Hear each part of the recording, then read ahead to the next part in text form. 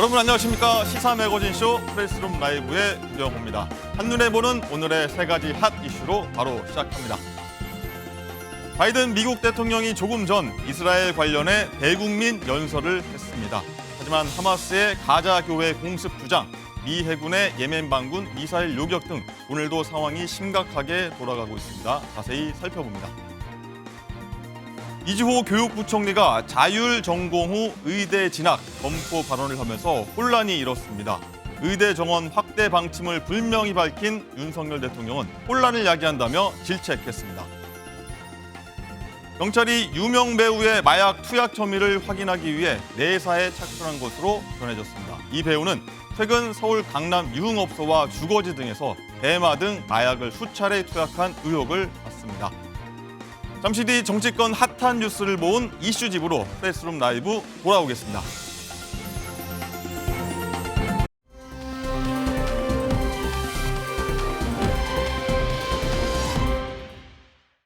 네, 프레스룸 라이브는 유튜브로도 함께 시청할 수 있습니다. 궁금한 점 댓글로 의견 많이 남겨주시기 바랍니다. 정치권 핫한 이슈를 모은 이슈집. 프레스룸 라이브의 뉴스 핵심 관계자 두 분, 그리고 MBN 장가희 기자와 함께합니다. 반갑습니다. 안녕하세요. 안녕하세요. 자, 그럼 첫 번째 이슈요. 현장, 소통, 민생으로 저희가 정해봤는데 장가희 기자 브리핑 해주시죠. 이 얘기부터 먼저 해야 될 것 같습니다. 네? 윤석열 대통령이 어제 오후 한 절을 방문했습니다. 충북 단양의 천태종 본산인 구인사라는 곳인데요. 당초 공식 일정에는 없어서 깜짝 방문을 한 겁니다. 윤 대통령은 구인사 참배 후에 스님들과 송이호박국, 배추김치, 취나물 볶음으로 점심 공양을 했고요. 스님들에게 항상 나라를 위해서 기도해 주셔서 감사하다라는 말을 했습니다. 윤 대통령이 찾은 이 구인사는 사실 대통령 후보 시절에 2번이나 찾았던 곳이거든요. 그래서 이에 대해서 정치권에서는 좀 초심으로 돌아가려는 것 아니냐, 이런 모습을 보인 것 아니냐라는 반응을 보였습니다. 그렇군요. 어제 윤 대통령이 참모진에게 책상에만 있지 말고 민생 현장에 파고들어서 생생한 목소리 들으라 이렇게 얘기를 했는데, 그런 뒤에 대선 과정 중 얘기했듯이 2번이나 찾았던 구인사를 다 찾았습니다. 이동석 행정관. 어떻게 보세요? 지금 윤석열 대통령께서 이런 말씀을 하신 것, 책상에만 앉지 말고 민생 현장을 찾아라, 아주 적절한 말씀이신 것 같아요. 그 이유 중에 하나가 사실 대통령실에 근무를 하게 되면 네. 사실 업무가 과중되다 보니까 현장을 나갈 수 없는 상황이 지속해서 발생이 되거든요. 네. 그렇다 보니까 현장을 들으면서 직접 민심을 챙기라는 그런 주문이신 것 같고요. 지금 구인사를 방문하게 된 계기 중에 가장 중요한 것은 초심을 잃지 않겠다. 초심. 네, 선거 때 출마했을 때 그 마음가짐을 다시 새기면서 국민들께 한 발자국 더 다가가는 모습을 보이는 행보가 아니겠느냐. 저는 그렇게 생각을 하고요. 지금 민심이 굉장히 횡행한 상황에서 민심을 제대로 듣고, 그리고 민심을 통해서 어떤 정책들이 부족했는지 말씀을 다시 들으면서 정책 하나하나를 되짚어보는 그런 새로운 계기가 될 수 있지 않을까 생각을 해봤습니다. 그렇군요. 책상에만 앉지 말아라. 이게 좀 저는 딱 꽂히는데, 이동석 행정관은 얼마 전까지 대통령실 있었잖아요. 네. 책상에만 있었나요? 현장 많이 다니셨나요? 저는 책상에 주로 있었고요. 네? 이게 사실 대통령실에 근무하다 보면은 행정관급은 네. 사실 이제 모든 업무를 이렇게 작업을 해서 위에 보고하는 그런 프로세스가 생기기 마련입니다. 그렇기 때문에 비서관급 그리고 수석급은 굉장히 많이 현장을 다니는 그런 모습을 보이고 있거든요. 사실 지금 정치권에서 말하는 게 윤 대통령이 현장을 많이 다니지 않았다, 그런 비판의 목소리도 있어요. 근데 제가 알기로는 윤석열 대통령은 그 과거의 어느 정부 때보다 현장을 많이 가는 대통령이었거든요. 일정 하나하나만 봐도 민심 청취는 굉장히 많았다. 더군다나 해외 일정을 가서 네. 해외의 여러 가지 사업들을 챙겨오는 그런 모습을 볼 수 있지 않았다 생각이 들고요. 앞으로도 더욱더 많은 민심 현장 공개를 통해서 민심과 호흡하는 그런 모습을 보여줄 걸로 기대하고 있습니다. 그럴 수 없는 지금까지 현실이 좀 있었다, 어려움이 네. 있었다 얘기해 주셨고요. 그리고 신정현 의원, 네. 윤 대통령이 연일 소통 부족에 대한 자기 반성도 하고 얘기를 하고 있습니다. 국정 운영 변하겠다고 했는데 어떻게 보십니까? 국정 운영에 대해서 반성한 말을 단 한마디라도 우리가 기억나는 게 있나요? 국정 기조에 대해서 성찰하겠다라는 말씀을 단 한마디도 안 하셨습니다. 최근에 있었던 국민통합위원회에서는 반성한다 뭐 이런저런 이야기를 하셨지만 그것은 국민통합위원회 안에 접수되어 있던 여러 가지 의견들이 제대로 진행됐는지 확인하지 못했던 것에 대한 반성이었죠. 그러다 보니까 지금 1년 반 동안 윤석열 정부가 이끌어왔던 국정 기조에 대한 반성과 성찰은 단 한마디도 없었다. 다시 말하면 국정 운영에 대한 방향, 지향 전혀 변화가 없을 것이다라는 얘기입니다. 3대 개혁을 외쳤던 윤석열 정부에서 여러분 기억나는 개혁 정책 뭐가 있습니까? 지금까지 지지율이 낮은 건 다 언론 탓, 언론 카르텔 탓이고 경제가 어려운 것은 노조 때문이고 또 무엇보다도 지금 이 순간에 경제와 정책이 다 난립상이 된 상황에서 모든 탓은 다 야당 탓, 전 정부 탓하지 않습니까? 지금 이 상황에서 이 정부가 진짜 해야 될 것은요. 국정 기조에 대한 스스로에 대한 성찰과 반성인데 그조차 이번 강서 구청장 선거 대패 이후에도 아직까지 국정 기조에 대한 반성 워딩이 한마디도 나오지 않은 것 그것이 저는 가장 좀 절망스러운 것 같습니다. 예. 그러면 어제 구인사 갔던 뭐 초심을 돌아가겠다 이런 메시지 전한 걸로 보이는데 그건 또 어떻게 보셨어요? 그게 또 한마디로 참 어렵게 얘기할 수밖에 없는 게 그 시기 이후에 윤 대통령이 지지율에 대해서 이렇게 말을 해요. 단 1%의 지지율만 있더라도 우리는 가야 될 길을 가겠다라는 얘기를 하거든요. 그때만 해도 그 말이 참 멋지게 들렸죠. 네. 그런데 지금 실제로 20%대로 주저앉은 상태에서 민심이 등을 돌렸단 말입니다. 초심으로 돌아간다. 이 말은 민심을 겸허하게 받아들인다는 의미가 아니고요. 또다시 지금 잘못 가고 있는 개혁의 방향, 정치의 방향, 실정이라고 비판받고 있는 이 국정의 방향을 반성하기보다는 그때의 마음으로 돌아가 원래 가기로 한 그 길 따라 쭉 가겠다로 보여서 저는 다시 한번 또 이 부분에 대해서는 좀 안타까움을 좀 느꼈습니다. 알겠습니다. 이런 가운데서 국민의힘 지도부가요. 오늘 23일이죠. 다음 주 월요일인가요? 혁신이 꾸리겠다고 했는데 이동석 행정관. 네. 혁신위원장 뭐 지금 정우찬 전 총리 얘기도 뭐 이미 몇 번 나왔었고요. 인선에 난항을 겪고 있다고 하는데 조금 전에 아침에 보면 하태경 의원이 자기가 하겠다. 네. 지금 험지 맞습니다. 출마하겠다고 일단 얘기하는 상황인데 이 자리도 한번 해보겠다. 네. 이렇게 얘기한 거 어떻게 들으셨어요?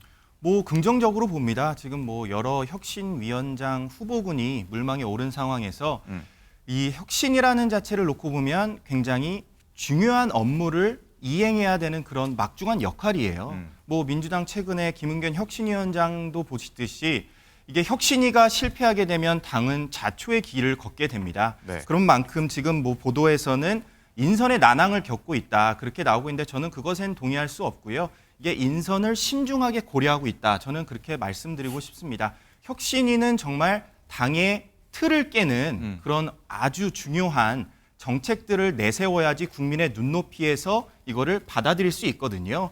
그만큼 혁신이 인선 과정에서 여러 가지 논의가 되고 있을 거라고 보고요. 정말 물망에 오른 후보들 중에서도 정말 이게 틀을 깨버리는 그런 혁신을 가져올 후보가 나와야지 국민의힘 지지층에서도 지지를 얻을 수 있을 것이다. 저는 그렇게 예상합니다. 하태경 의원이 보니까 조건을 달았어요. 단 이준석계 포함. 이거는 맞습니다. 어떻게 해석해야 될까요? 뭐 충분히 이준석계 포함 역시 나올 수 있는 거죠. 뭐 지금 뭐 계속해서 여러 매체들을 통해 나오듯이 이준석 전 대표와 이준석계 더군다나 유승민계 이런 것까지 다 포함시켜야지 이 당이 정상적으로 운영이 될 수 있다 봅니다. 다만 지금 뭐 이준석계 그리고 뭐 유승민계 이쪽에서 계속해서 뭐 공방을 벌이고 있잖아요. 네. 그런 모습은 좀 자제해야 되지 않나 그런 생각이고요. 결국에는 총선은 원팀으로 치러져야 됩니다. 결국에는 분란 없이 이런 승부를 해야 국민들께서 납득하실 수 있고요. 결국 한 팀으로 가야지 우리 승리를 이끌 수 있다 그렇게 생각을 합니다. 뭐 이런 위기 증후가 나오니까 뭐 여러 가지 말들이 좀 나오는 건데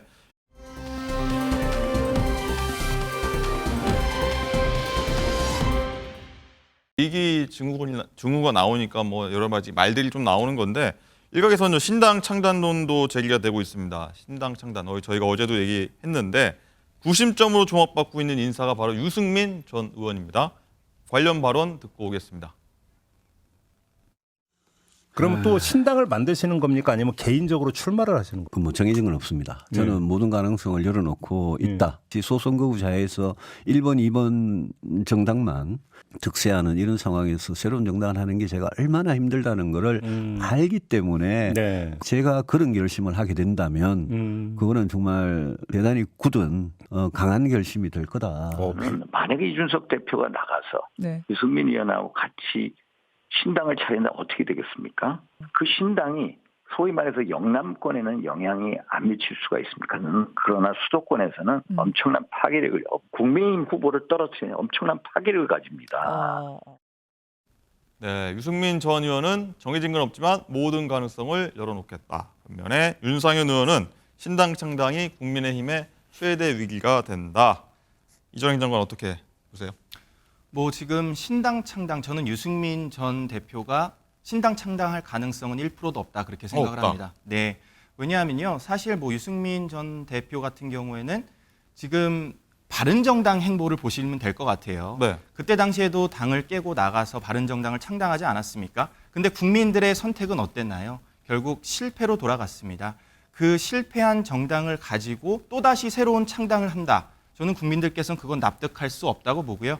사실 지금 수도권 선거에서는 가장 중요한 게 1000표, 뭐 적게는 500표에서 1000표 차이 승부가 예상이 됩니다. 네. 결국 치열한 승부가 예상되는 가운데 신당 창당을 하게 된다면 그것은 결국 국민의힘 입장에선 갈라치기 하는 그런 행보다. 그럴 수밖에 없고요. 신당 창당을 하게 된다고 하더라도 국민들의 지지는 그렇게 많이 얻지 못할 것이다. 그렇게 예상합니다. 뭐 12월 결심설 뭐 계속 얘기가 나오고 있는데 거기에 대해선 그럴 리 없다라고 네. 생각하시는 거죠? 네, 그렇습니다.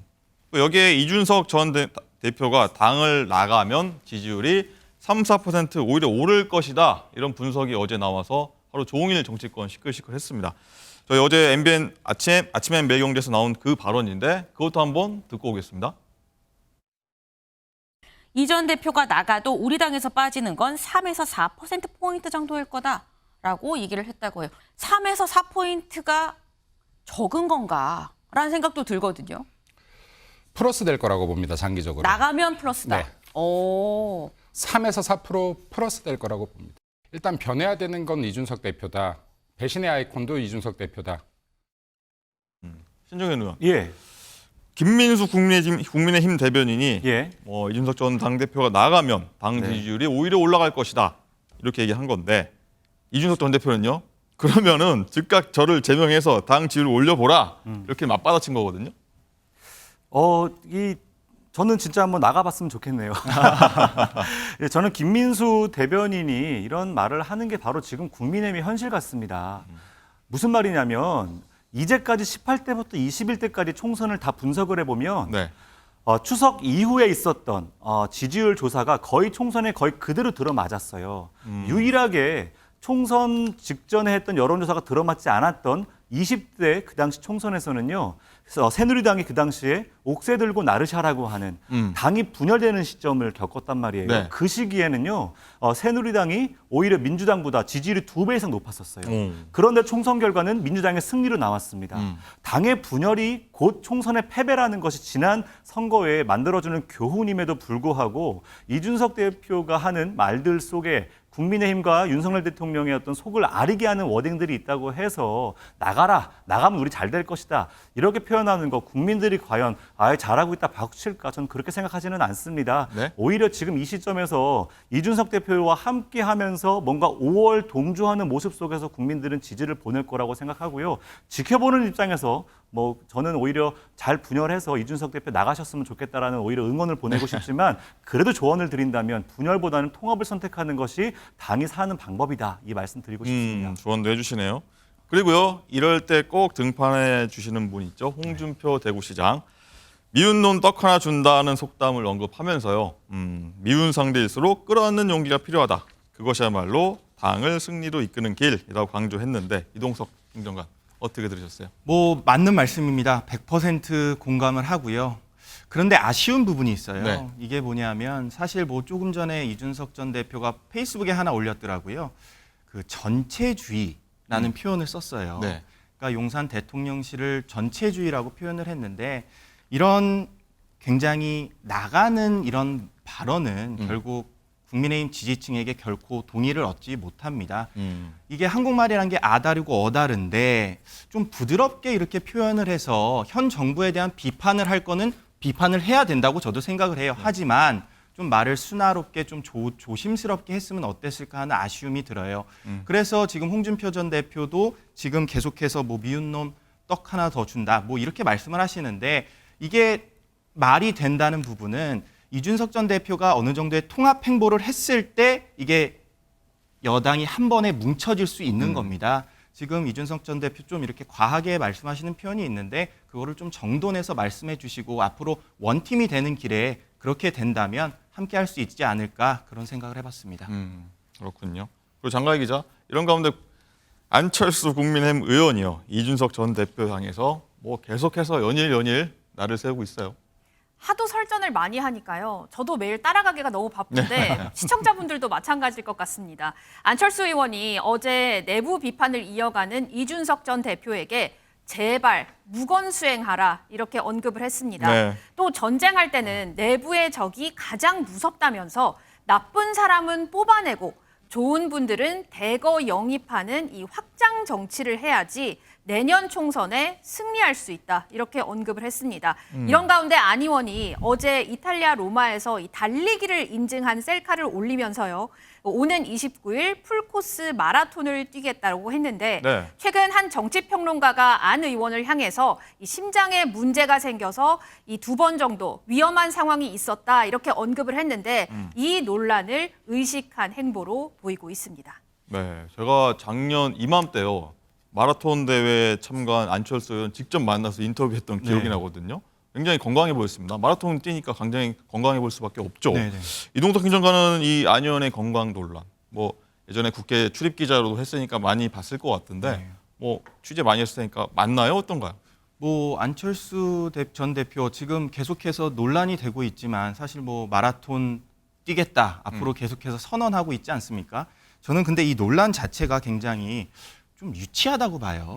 왜냐하면 사실 안철수 의원은 사실 대선 주자까지 한 그런 인물입니다. 근데 이준석 전 대표가 계속해서 설전을 벌이는 이런 모습, 저는 국민들께서 절대 이렇게 인정하지 않는다. 좋은 눈으로 보지 않는다. 그렇게 생각을 하고요. 안철수 의원 같은 경우 마라톤 참석하면 참석한다고 말하면 됩니다. 근데 뭐가 그렇게 또 설왕설래를 해서 장성철 소장과의 그런 설전도 그렇고 이게 사실 국회의원 대선 주자급이면 급입게 이렇게 멋진 정치를 해야 되는데 하나하나 이렇게 꼬투리 잡는 정치 모습은 올바르지 않다. 그렇게 생각을 합니다. 장성철 소장은 자기가 증거를 갖고 있다, 네. 사진도 있다라고 하잖아요. 혹시 뭐 들으신 바 있을까요? 뭐 지금 계속해서 심폐소생술을 그때 당시에 했었다 뭐 네. 그렇게 주장하고 있지 않습니까? 근데 지금 안철수 의원은 마라톤을 뛰면서 자신의 심장은 굉장히 건강하다 이렇게 말을 하고 있어요. 그러면 마라톤을 뛴 다음에 내가 건강함을 입증하면 되는 것이지 또 이것 갖고 또 국민의힘 지지층 사이에서 이런저런 얘기가 나오는 것 절대 지지층 효과에 좋지 않다고 보고요. 안철수 의원은 효과적인 그리고 효율적인 당 운영을 위해서라도 좋은 정책 발표하고 당 대표 그리고 대권 주자로서 더욱더 신뢰감 있는 모습을 보이면 네. 더 좋은 모습 보일 수 있지 않을까 생각합니다. 네, 이렇게 국민의힘 의원 안쪽에서는 뭐 이런저런 얘기, 설전도 오가면서 하고 있고요. 그리고 장가희 기자, 이렇게 흔들흔들하는 국민의힘에 한동훈 법무장관 조기 등판론 계속해서 나오고 있어요. 네, 특히 한동훈 장관이 했던 말이 좀 화제가 되고 있는데요. 제가 한번 읽어드리겠습니다. 이 정도 위치, 이 나이면 이제 갚아야 할 시기다. 이렇게 한동훈 장관이 말을 했다고 합니다. 네. 한 장관의 말은 어제 조정훈 시대전환 의원이 한 방송에서 언급을 한 건데요. 조 의원은 한 장관에 대해서 이 말이 참 인상 깊었다면서 한 장관은 독특하지만 의미 있는 스타일이다. 정치적 감이 있다. 이렇게 추켜 세웠습니다. 그렇군요. 이동석 행정관. 네. 국민의힘 내부에서도 한 장관 등판을 놓고 뭐 지금 써야 되냐, 네. 아니면 아껴야 된다 이런 얘기들이 좀 비등비등한 것 같아요. 뭐 지금 국민의힘 내부에서는 한동훈 장관이 전격적으로 수도권 출마에 나서야 된다 이런 사실 뭐 의견은 많은 것도 있습니다. 하지만 한동훈 장관이 선뜻 제가 볼 때 뭐 11월, 12월까지도 등판하지 않을 가능성이 높다고 봐요. 그 이유 중에 하나가 정말 굉장히 이름값이 높은 선수라면 네. 가장 마지막에 등판해서 그 효과를 극대화하지 않을까 그런 생각이 들거든요. 사실 뭐 한동훈 장관이 나온다고 하면은 민주당의 공세는 더욱더 치열해질 게 분명합니다. 네. 그리고 한동훈 장관이 출마하는 지역에 정말 민주당의 후보군을 내세울 때 어떤 후보가 경합할지도 한번 지켜봐야 될 네네네. 것으로 보여요. 그 수도권 선거는 기세전입니다. 기세전에서 뒤지지 않는 후보를 내기 위해 한동훈 장관 결국 1월 달에는 등판하지 않을까 하는 조심스러운 예측을 해보고요. 한동훈 장관이 나왔을 때 수도권의 그 기세를 업어서 정말 승리로 견인하는 데 한몫을 하지 않을까 그렇게 생각을 합니다. 유승민 전 의원 같은 경우에는 창당 얘기 나올 때 뭐 12월 얘기 나오고 있고요. 이준석 전 대표도 12월 얘기했습니다. 근데 1월 얘기를 하시네. 한동훈 장관 뭐 출마 얘기 나올 때 이유가 있을까요? 그 선거에 출마하기 위해서는 뭐 90일 전에 사퇴해야 된다 네. 그런 법률이 있지 않습니까? 법안이 있는데 그것에 맞춰서 한동훈 장관이 그만두고 전면에 뛰어들지 않을까. 마지막에. 맞습니다. 그래야 효과를 극대화할 수 있거든요. 언론에서도 더욱더 이 논란을 그러니까 이 사안에 대해서 보도를 할 거고 그렇게 해서 수도권 선거가 전반적으로 이루어지지 않을까 생각합니다.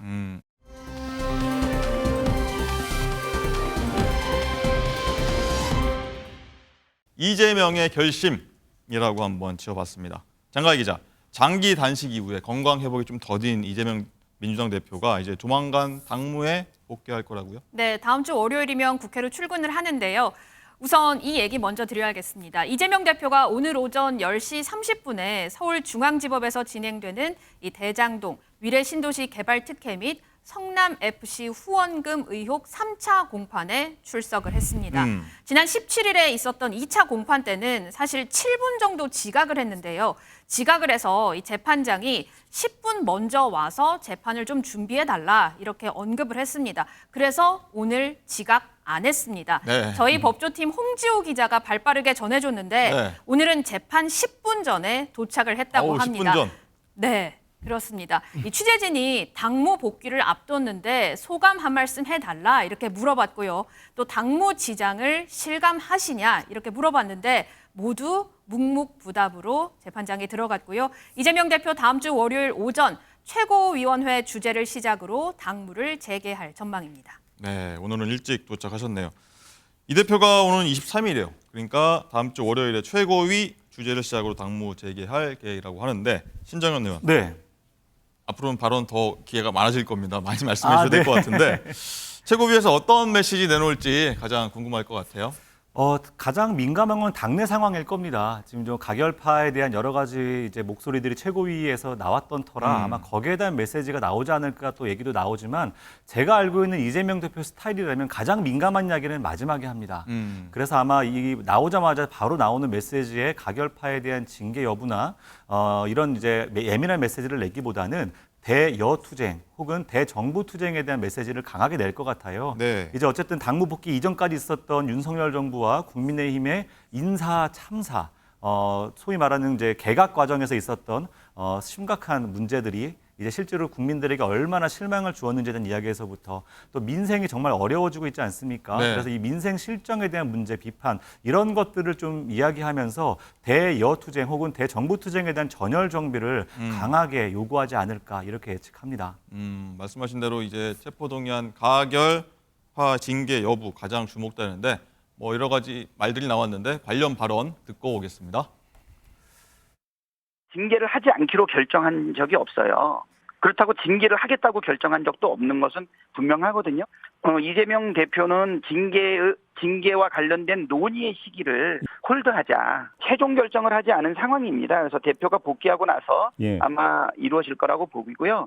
가결 표를 던진 그 의원들에 대한 무슨 징계 운운하는 건 좀 엉뚱한 얘기인가? 그거 한번 민심에 한번 물어보십시오. 어떤 게 맞는 얘기인지. 말로는 민심에 충실하고 또 이거는 민주당의 승리가 아니고 민주당도 아주 혁신에 나서겠다라고 말은 하지만 아직까지도 뭐 징계 운운하고 있다는 게 얼마나 상식에 반하고 이치에 반하는 얘기입니까?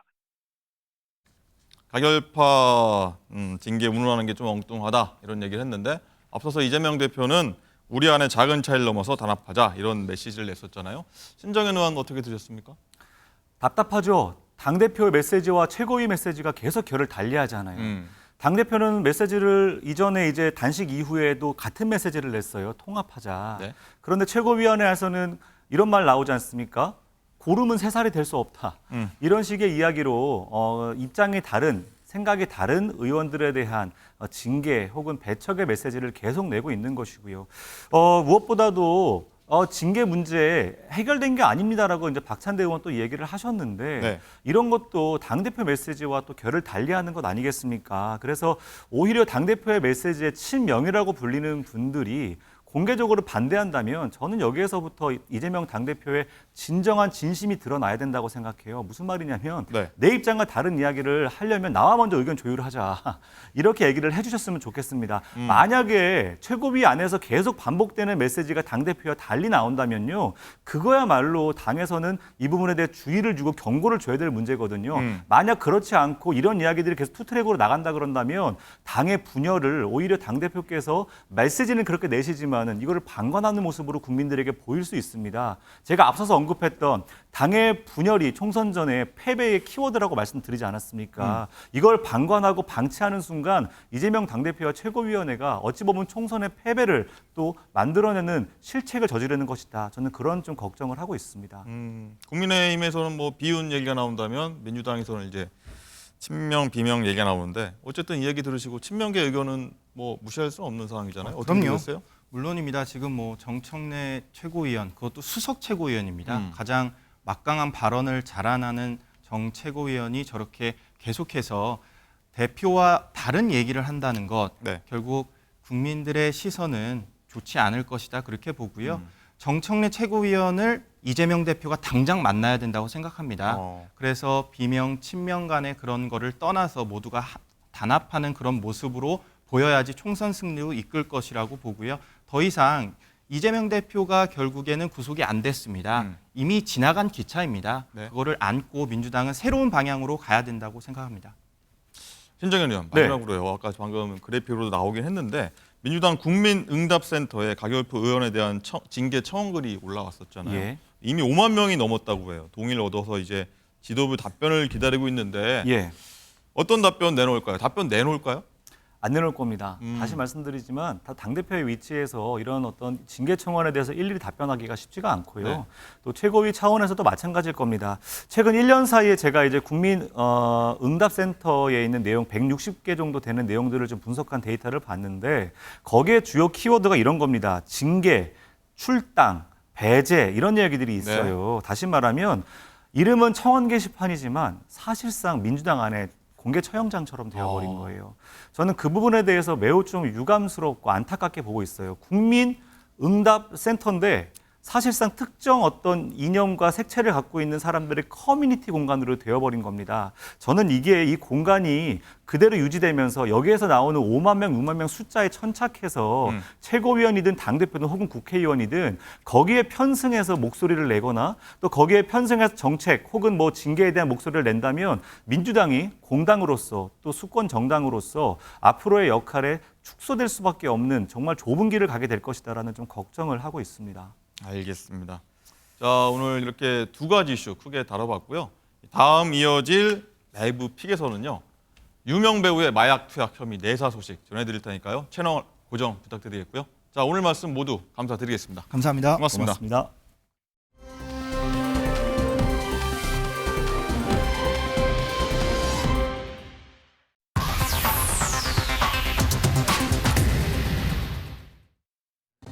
프레스룸 라이브 픽의 박진아입니다. 먼저 첫 번째 픽입니다. 흔히 직업에는 귀천이 없다라는 말 쓰곤 하죠. 하지만 일부 사람들은 이 직업으로 사람을 평가하기도 합니다. 인기 스타 푸바오 할아버지로 알려진 강철원 사육사가 직업으로 인해 무시당한 기억이 있다고 해 화제입니다. 강 사육사는 한 프로그램에 출연해 사육사 일을 처음 시작했던 때의 일화를 털어놨는데요. 당시 한 손님이 자기 아들에게 공부 안 하고 말 안 들으면 저렇게 된다? 이런 말을 했다고 합니다.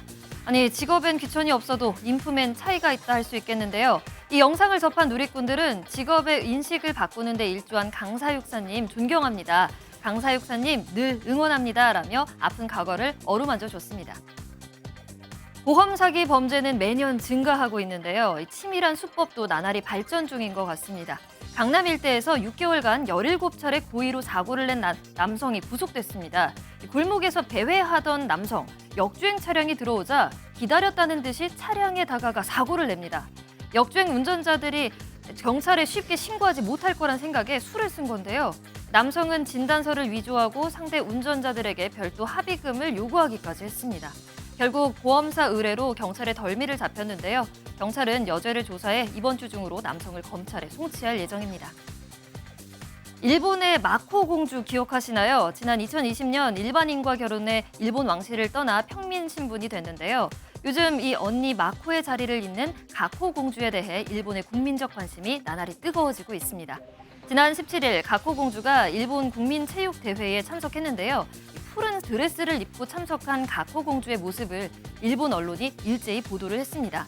언니인 마코의 부재 속에 가코 공주의 존재감이 높아지고 있는 모습입니다. 오늘의 마지막 픽은 미소가 절로 지어지는 훈훈한 소식입니다. 꾸준한 기부 활동으로 박수를 받아온 BTS 지민 씨의 얘긴데요. 지민 씨가 그간 모교인 부산예고에 1억 6천만 원가량을 남몰래 지원해 왔다고 합니다. 해당 금액은 형편이 어려운 모교 후배들의 대입 준비, 교내 시설물 교체 등에 쓰였다는데요. 이렇게 숨쉬듯 기부를 실천하는 가수 덕일까요? 지민 씨의 팬들 또한 지민의 이름으로 기부를 하는 등 선한 영향력을 끼치는 팬덤 문화를 만들어가고 있습니다. 정말 이런 선행을 보면 멋진 가수의 멋진 팬덤이라는 수식어가 딱인 것 같네요. 지금까지 라이브 픽이었습니다.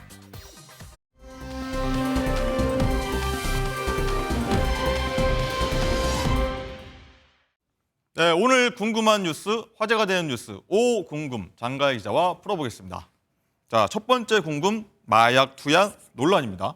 국내 유명 배우가 마약 혐의로 수사를 받고 있다고 지금 전해지고 있어요. 네, 그렇습니다. 국내 정상급 배우인 40대 A씨가 연예인 지망생 등과 함께 마약 혐의로 수사 선상에 올랐습니다. 네. 인천경찰청 마약범죄 수사계는 A씨와 이 연예인 지망생 그리고 유흥업소 관계자 등 8명에 대해서 수사를 진행하고 있다고 밝혔는데요. A씨는 올해 1월부터 서울 소재 주거지, 유흥업소 등지에서 수차례에 걸쳐 마약을 한 혐의를 받고 있습니다. 경찰은 연예인이 마약을 한다는 첩보를 입수해 입건 대상자에 대한 압수수색을 벌였는데요. A씨에는 정식적으로 입건한 상태는 아니고 내사를 진행하고 있는 상황이라고 했습니다. 경찰 얘기 들어보겠습니다.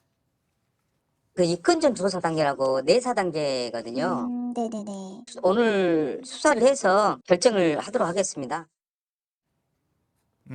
그런가 하면요. 배우 유아인 씨는요. 마약류 상습 투약 혐의 받고 있는데 불구속 상태로 재판에 넘겨진 상태죠? 네, 이 구속영장이 2번이나 기각이 됐기 때문인데요. 검찰에 따르면 유아인 씨는 2020년 9월부터 지난해 3월까지 모두 181차례에 걸쳐 마약류를 상습 투약한 혐의를 받고 있습니다.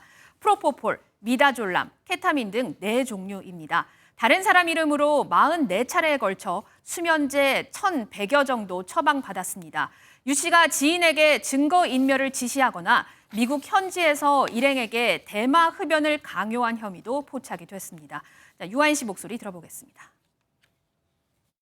계속 큰 심려를 끼쳐서 다시 한번 정말 죄송합니다. 모든 답변 솔직하게 말씀드리도록 하겠습니다. 검찰이 2번이나 구속영장 신청했는데 왜 다 기각이 된 거예요? 네, 재판부에서는 이 증거가 상당수 이미 확보가 됐고 또 유 씨가 범행 사실을 대부분 인정한다는 점, 직업상 도주 우려가 낮다는 이유입니다. 검찰은 코카인 투약 혐의 등을 추가로 수사하고 해외로 도피한 공범 검거를 계속한다는 방침입니다. 연예인들의 마약 재판, 이것 말고도 더 있어요? 네, 그렇습니다. 얼마 전에 국정감사장에 출석했던 가수 위너 출신의 남태현 씨, 그리고 방송인 서민재 씨가 필로폰 투약 혐의로 기소가 됐는데요. 첫 재판에서 혐의 모두를 인정했습니다. 마약 투약, 이거 왜 이렇게 한다고 하는 거예요? 네, 우선 이 두 사람은 지난해 8월 텔레그램을 통해서 필로폰을 구매해 이 서 씨의 자택에서 함께 투약한 혐의를 받고요. 또 남 씨는 해외에서 혼자 필로폰을 투약한 혐의를 받고 있습니다. 그리고 남태현 씨 하면요. 최근 국정감사장에서 직접 나와서요. 마약 재활에 정부 지원이 절실하다. 이렇게 호소하게 돼서 좀 세간의 이목을 끌었었어요. 네, 그렇습니다. 직접 목소리 한번 들어보겠습니다. 도와달라, 살려달라 이런 식으로 연락이 정말 많이 오는데 저희는 수용할 공간이 없고 너무나도 힘든 상태입니다. 그러니 정부에 이렇게 지원을 좀 간곡히 부탁드리겠습니다. 남 씨는 어제 법정에 들어가기도 전에 사회적인 물의를 일으켜 죄송하다 이렇게 언급하기도 했는데요. 깊이 뉘우치고 반성하는 모습이었습니다. 그렇군요. 다음 두 번째 궁금, 학교 폭력과 따돌림입니다. 연예인 자녀들의 고통스러운 학창 시절, 요게 좀 얘기가 나왔어요. 네, 그 중에서도 이 배우 권오중 씨의 일화가 굉장히 많은 분들을 가슴 아프게 했는데요. 권오중 씨는 어제 배우 신혜라 씨의 유튜브 채널에 출연해서 이 희귀병을 앓는 아들 얘기를 꺼냈습니다. 권 씨의 아들은 현재 유전자 질환을 겪고 있는데 학창 시절 1년 넘게 학교 폭력을 당했다고 합니다. 이 초등학교와 중학교 다닐 때 많이 힘들었는데 중학교 때는 여러 명이 1년간 폭행을 해서 경찰이 출동하고 또 가해자가 전학을 가기도 했다고 했습니다.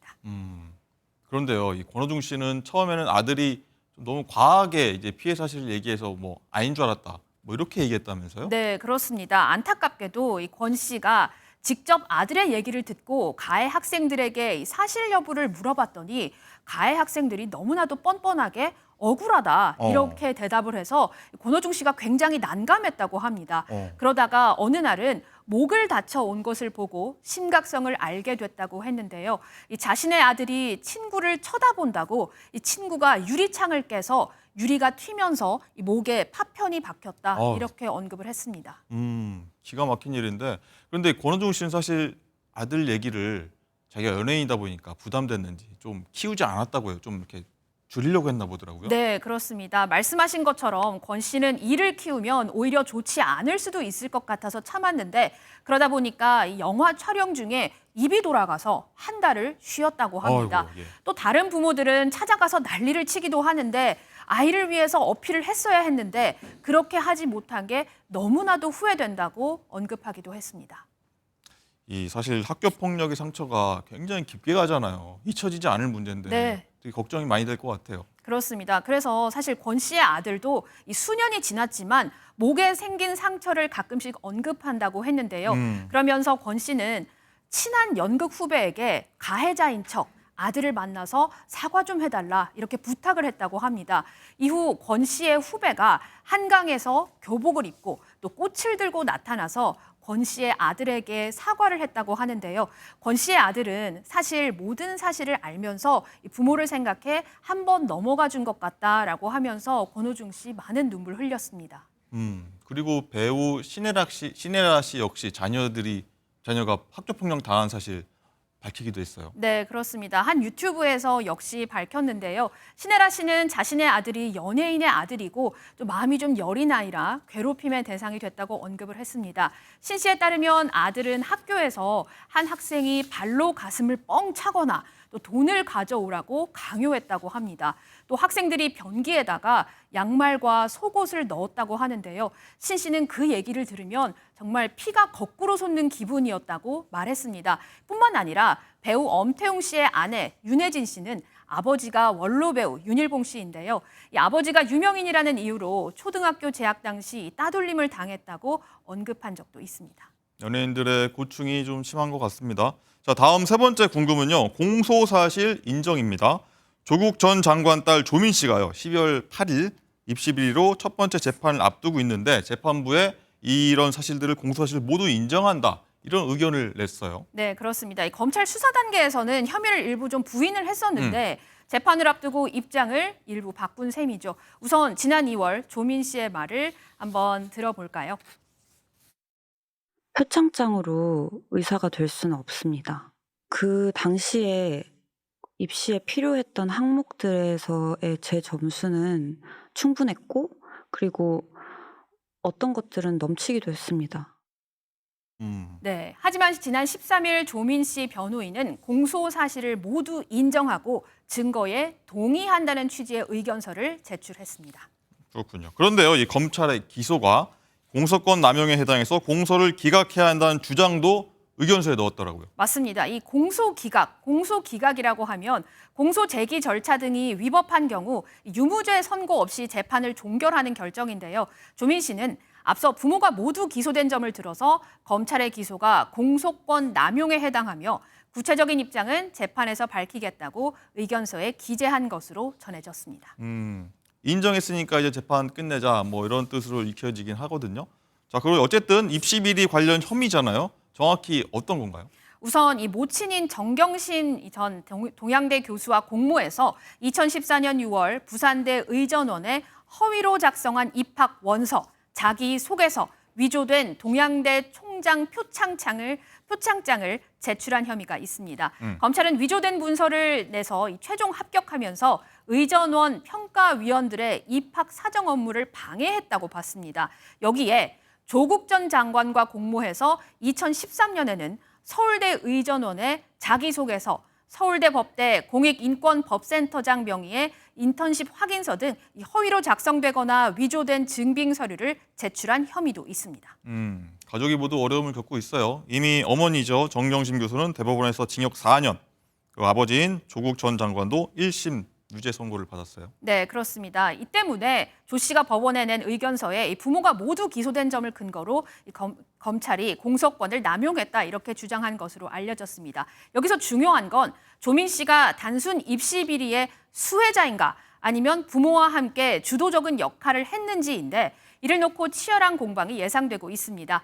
검찰은 지난 7월 조사를 진행했지만 조 씨는 검찰 조사 과정에서 혐의를 일부 부인한 것으로 알려졌는데요. 이후 검찰은 조 씨가 입학 비리의 수혜자가 아니라 주도적으로 역할을 한 것으로 보고 기소를 한 거였습니다. 알겠습니다. 지금까지 오후 궁금해서 장가희 기자와 궁금증 자세히 풀어봤습니다.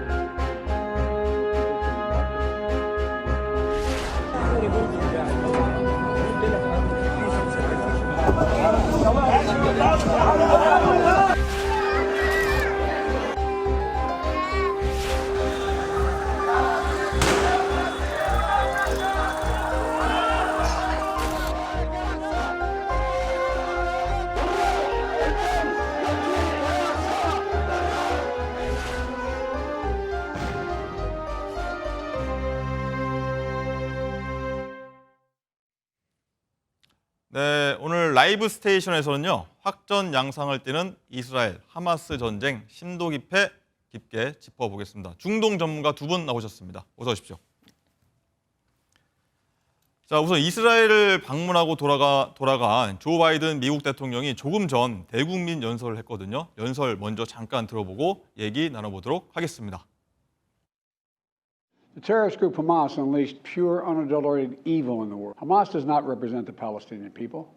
Hamas uses Palestinian civilians as human shields. Heartbroken explosion at the hospital in Gaza, which was not done by the Israelis. We can't ignore the humanity of innocent Palestinians who only want to live in peace and have an opportunity.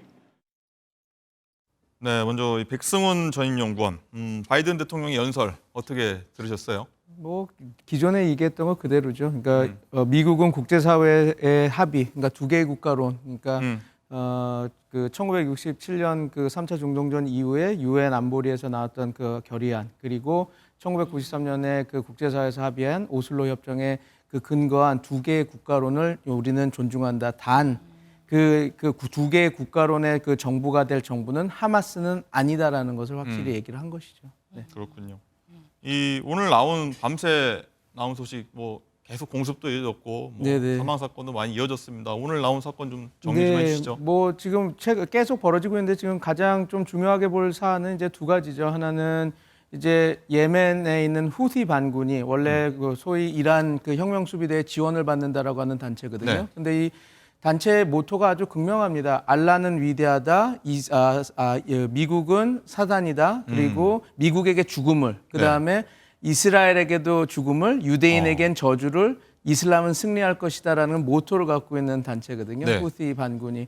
그 반군이 발사했을 거라고 추정되는 3개의 미사일이 미군에 의해서 요격이 됐죠. 요격됐다. 그런데 이제 어느 방향으로 날아갔는지는 특정될 수는 없지만 이스라엘 쪽이었고 그것이 예루살렘이냐 텔아비브나 그건 우리가 알 수는 없지만 예루살렘으로 발사됐다. 그렇게 확정되는 그 양상으로 가는 게 한번 막아졌다. 그게 아주 큰 이슈가 아닐까 싶습니다. 또 뭐 하마스 측에서는 이스라엘이 교회 공습을 했다. 뭐 이런 얘기도 주장하고 있습니다. 네, 최근에 폭발된 병원이죠. 알-아ህ리 아랍 병원이라고 하는 그래서 100에서 300명의 사상자가 나왔다고 하는 그 근처에 있는 그 그리스 정교회 교회인데요. 그 안에 그 근처에 있는 그 정교회 교회인데요. 그 안에 이제 가자 난민들이 팔레스타인 그 난민들이 숨어서 있었었는데 거기서 이제 희생자가 발생했다. 그 2개의 뉴스가 왜냐하면 만약에 이스라엘 측의 공격으로 해서 민간인이 죽었다라는 것은 확전될 수 있는 그 가능성을 열어주는 거거든요. 그래서 그런 지금 두 사건이 지금 오늘 벌어진 사건 중에 가장 좀 특이할 상황 아닌가 싶습니다. 그렇군요. 김영미 분쟁 지역 전문 PD님 나오셨는데요. 인명 피해도 갈수록 심각해지고 있어요.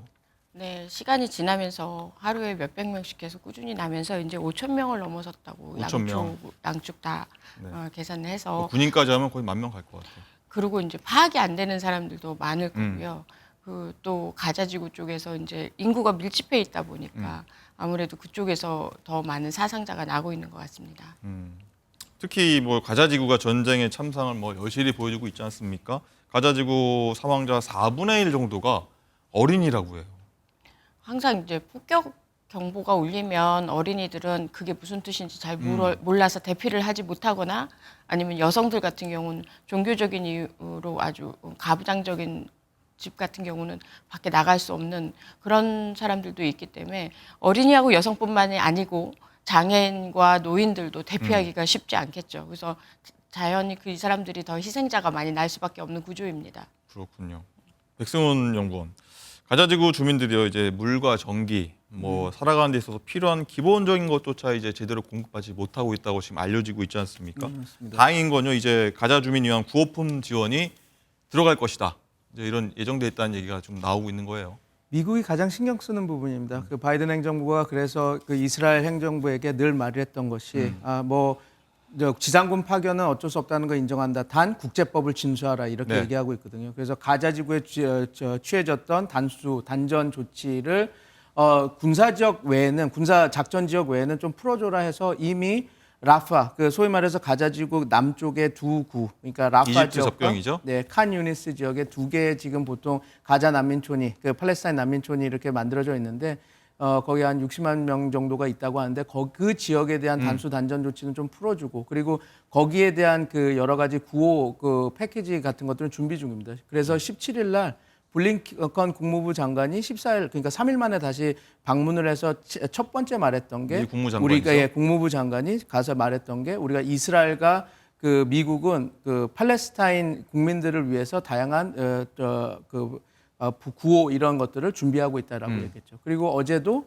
역대급으로 큰 그러니까 거의 1억 달러 수준의 그 지원책을 이제 가자와 그 팔레스타인 그리고 거기 이스라엘과 이집트와 같이 연계해서 우리가 지원하겠다고 또 발표를 한 상황이죠. 그렇죠. 네. 뭐 이제 구호 물품이 들어가는 곳이 라파 국경 검문소라고 하는 데인데 라파 계속 이야기 많이 나오고 있습니다. 라파를 근데 직접 가보셨다고 들었습니다. 뭐 어떤 곳으로 좀 보면 될까요? 네, 우리 취재진들이 이제 가자지구 취재할 때 예루살렘을 통해서 들어가게 되면 굉장히 멀고, 그래서 이집트에서 들어가게 되면 가자지구 굉장히 가깝기도 하고 들어가기도 편하거든요. 그러니까 그래서 이제 라파를 많이 이용했는데 문제는 이 라파가 맨날 열려 있는 것도 아니고 뭔가 이슈가 있으면 항상 이렇게 갑자기 닫히기도 하고 그래서 그쪽을 이용하긴 하지만 항상 문제가 됐던 국경이기도 하고 또 이집트로서는 가자지구하고 국경을 맞이하고 있는 최전선이기 때문에 이쪽에 민감할 수밖에 없는 게 이집트 안에도 내부에 테러 세력이나 이런 게 있는데 하마스하고 연계할 가능성도 있고 또 하마스가 필요한 각종 군수 제품이나 뭐 밀수품 이런 것들이 다 라파 국경 그 주변에서 다 이동을 하기 때문에 네. 그런 부분에 있어서 이집트도 예민한 국경 중에 하나였고요. 그리고 또 지하 땅굴이 다 이 라파 국경을 지상에 두고 밑으로 땅굴이 연결돼 있는 거죠. 네. 그래서 지금 만약에 라파 국경을 열게 되면 네. 피난민들이 조금 더 나와서 네. 구호를 받을 수 있고 이런 면이 있는 반면 네, 네. 또 하마스 입장에서는 새로운 군수품을 또 합법적으로 가지고 올 수도 있는 이런 위험성도 그렇죠. 있는 거죠. 그래서 이집트가 가지고 있는 정치적 카드 중에 라파 국경을 열고 안 열고도 가지고 있다고 봅니다. 라파 국경이 보니까 되게 좁더라고요. 뭐 이렇게 크게 되는 게 아니라 뭐 1차선 정도? 이렇게 보이던데 영상 보기에는 어떤가요? 네, 좁기도 하지만 그 주변에 이렇게 뭐 큰 가게나 뭐 이런 게 많지도 않아서 거기가 이제 닫히게 되면 밤새 거기서 기다려야 되거든요. 그래서 추운데 막 차 안에서 기다리고 이랬던 기억들이 많은데 작은 국경이지만 지금 가장 뜨거운 국경이기도 합니다. 그렇죠. 예. 백수원 연구원, 이 바이든 대통령 얘기도 한번 해보겠습니다. 네네. 대통령이 이제 이스라엘 방문이 확전을 막기 위한 균형 외교다. 뭐 이런 일환으로 갔는데 이스라엘 지지에만 어떻게 보면 방점이 거의 찍혀 있었다. 이런 얘기가 나오고 있어서 뭐 이스라엘 방문이 반쪽 성과다, 뭐 빈손이다, 뭐 이런 얘기도 나오더라고요. 어떻게 보세요? 네, 뭐 그렇게 된 측면이 없잖아 있죠. 왜냐하면 방금 말씀드렸던 알라할리 병원이 폭격이 되면서 원래 바이든이 원했던 사자 정상회담이 결렬이 됐습니다. 사자 회담은 팔레스타인 서안 지구 아바스 정부와 요르단 그리고 이스라엘, 미국이 이렇게 해서 하려고 했던 사자 회담이었는데요. 그게 무슨 의미를 갖고 있냐면 이 그러니까 이스라엘과 하마스의 전쟁이 이스라엘 팔레스타인 전쟁이 아닌 이스라엘과 가자지구 하마스와의 전쟁임을 만들려고 했던 겁니다. 그러니까 좁혀서 서한 지구로 안 나가고 그런데 그게 폭격이 되면서 이제 좀 그 계획들이 좀 어그러진 것들이 있는 거죠. 네, 그래서 어떻게 보면 반쪽짜리라고도 할 수 있지만 그래도 어찌됐건 확실히 뭐랄까요, 팔레스타인인들에 대한 구호 정책을 확실히 이야기했기 때문에 너무 반쪽적이라고 얘기하기보다는 그래도 억제 정책을 위해서 최소한의 노력을 했다. 그런 정책으로 요번에 성과다라고 보면 될 것 같습니다. 알겠습니다. 바이든 대통령이 일단 이스라엘 당시 가서 했던 말들 폭풍 거세인데 한번 듣고 오겠습니다. And based on what I've seen, it appears as though it was done by the other team, not you. I'm here to tell you the terrorists will not win. Freedom will win. 뭐 어쨌든 이제 이스라엘이 한 것들은 아니다. 이스라엘 두둔을 굉장히 많이 하고 있는데 그래서인지 중동 내 반미 정세가 정말 고조되고 있습니다. 막 성조기를 태우고 불태우고 뭐 이런 것까지 시위가 많이 벌어지고 있고요. 백승원 연구원께서는 어떻게 보셨어요? 어찌됐건 민간인이 많이 사상자를 낳고 그리고 또 병원 시설이 폭격된 사건이다 보니까 이제 공분을 샀는 그거죠. 그래서 지금 이게 가장 큰 문제가 미국이 이스라엘이 했다고 지금 증거도 없으니까 함부로 말할 수 없지만 이스라엘이 했다고 말하기도 힘든 게 왜냐하면 이게 만약에 진짜로 이스라엘의 소행으로 그 병원이 맞았다 그러면 이스라엘도 국제법을 어기게 된 것이거든요. 그러면 국제 정쟁에서 원래 정의로운 전쟁이라는 게 있습니다. 정의로운 전쟁이 돼야지 국제사회의 지지도 받고 그런 국제법에서도 우위에 쓸 수 있는데 이스라엘이 만약에 진짜 이 병원을 폭격했다라는 게 밝혀지면 여태까지는 하마스가 인질범을 잡고 이런 테러 행위를 해서 모든 비난을 받고 있었는데 이스라엘도 같이 여기에 휘말려 들어가는 거기 때문에 이게 뭐 문제가 꼬이기 시작해서 이게 정의로운 전쟁으로 끌어갈 수 없는 상황이기 때문에 아마 뭐 증거도 아직 발견돼서 함부로 얘기 못하지만 미국 측에서도 이스라엘이 했다고 인정하기가 쉽지 않은 상황이 지금 배경입니다. 그래서 뭐 말씀하신 대로 반 이스라엘 그리고 반미 이런 중동 내 분위기가 흐르고 있는데 영상 한번 보고 오겠습니다. نحن هون لنساند أهلنا بغزة ونقول لهم نحن معكم بس افتحوا لنا الحدود وكلياتنا فدا فلسطين وفدا الأقصى فدا أهلنا بغزة. 네, 김영민 PD. 네. 거의 뭐 이스라엘 혹은 미국 그리고 모든 중동 국가가 이제 대결 양상이에요. 곳곳에서 지금 이런 시위가 벌어지고 있는데 뭐 어떻게 보십니까? 중동하고 이스라엘 쪽뿐만이 아니라 전 세계가 두 패로 지금 나누는 상황인 거죠. 팔레스타인 편이냐, 이스라엘 편이냐. 그 지금 현재 반미 시위도 격해지고 그러는 와중에 그 팔레스타인 측 이제 하마스도 그렇지만 이스라엘 쪽도 저런 분노나 이런 것들을 그 정치적으로 충분히 프로파간다로 이용을 하고 있는 걸로 보이고요. 그리고 가자지구 병원 같은 경우도 약간 공방을 남겨놔서 이걸로 인해서 분노가 더 일어날 수 있도록 그런 식의 이제 프로파간다 전략도 있지 않을까라고 생각을 하는데 네. 바이든 대통령이 가서 이스라엘하고 어떤 얘기를 했는지 구체적으로 다 알 수는 없지만 한 가지 이제 정확한 건 본인이 그래도 이 문제에 적극적으로 좀 뛰어들어서 뭘 하려고 했다라는 제스처는 남길 수 있는 거죠. 그리고 또 하나는 이 바이든 대통령도 그렇고 전 세계가 민간인 희생에 대해서 굉장히 예민해진 상황이에요. 근데 제가 그동안 20년 넘게 팔레스타인을 다니면서 네. 이렇게까지 이 이스라엘 팔레스타인 이슈에 대해서 한국도 관심이 많고 그렇죠. 여러 나라가 가장 많이 관심을 갖는 것 같은데 늘 팔레스타인에서는 저렇게 맨날 사람들이 죽고 또 분노의 시위가 일어났고 그랬지만 지금은 좀 다른 건 뭐냐면 전 세계적으로 SNS가 연결되다 보니까 현장의 끔찍한 뉴스들이 즉각 지금 알려지게 되는 거죠. 그래서 민간인 희생에 대해서 세계 시민들이 관심이 많아지다 보니 미국 대통령으로서도 나는 이 민간인 희생을 막기 위해서 뭘 어떻게 좀 해보려고 했다. 그리고 가자 지구에서 국제법을 지키길 바란다. 이스라엘에게 그렇게 당부를 했지만 사실상 지상전이 되면 민간인 희생은 불가피한 거고요. 네. 또 전쟁에서 민간인 희생이 나는 건 어디까지나 국제법 위반이게 되는 거죠. 그렇군요. 그리고 바이든 대통령이 방문한 다음 날이죠. 오늘 이제 이스라엘이 가자 지구에 바로 공습을 가했습니다. 그러고 나서 이제 다른 지역에도 이제 공격을 퍼부을 거다 이런 얘기가 많이 나와서 뭐 이제 가자 지구뿐만 아니라 서한 지구 뭐 이런 얘기까지 나오고 있어요. 네. 아주 불안한 상황인데 어떻게 보세요?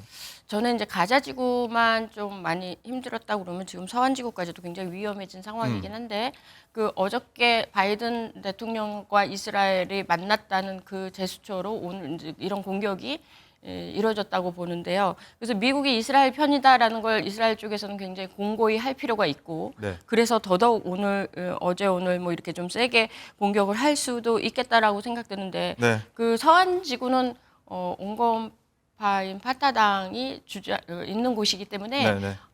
이 양쪽의 무장 세력과 모든 것들이 다 위험하다는 메시지로 보입니다. 그렇군요. 이제 이스라엘 하마스 지상전 얘기도 나오고요. 뭐 장기전으로 갈 거다 이런 얘기까지 나오고 있습니다. 뭐 국제사회 중재 노력 어느 때보다 좀 필요해 보이는데요. 일단 오늘 말씀은 여기까지만 듣겠습니다. 고맙습니다. 네, 감사합니다.